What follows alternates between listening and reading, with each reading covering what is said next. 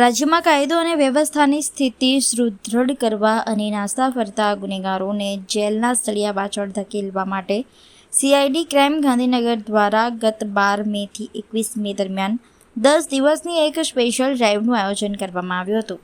વડોદરા ગ્રામ્ય જિલ્લામાં ઓપરેશન પરાક્રમ શરૂ કરવામાં આવ્યું હતું, જેનો મુખ્ય હેતુ ગંભીર ગુનાઓ આચરીને નાસ્તા ફરતા આરોપીને શોધી કાઢી કડક કાર્યવાહી કરવાનો હતો. આ ખાસ ઓપરેશન દરમિયાન પેરોલ ફ્લો સ્ક્વોડના police sub inspector S J. Jat અને તેમની ટીમના માણસો પાદરા પોલીસ સ્ટેશન વિસ્તારમાં પેટ્રોલિંગ અને તપાસમાં હતા. તે દરમિયાન સ્ક્વોડના જવાનોને એક ચોક્કસ અને મજબૂત બાતમી મળી હતી કે પ્રોહિબિશનના ગુનામાં સજા પામેલો અને નાસ્તો ફરતો આરોપી જગદીશભાઈ માળી હાલ પાદરા તાલુકાના આમડા ગામના બસ સ્ટેન્ડ પાસે હાજર છે. બાતમીના આધારે પોલીસે ત્વરિત કાર્યવાહી કરીને મોજે આમડા ગામના બસ સ્ટેન્ડ પાસેથી આરોપી જગદીશ માળીને કોર્ડન કરીને ઝડપી પાડ્યો હતો.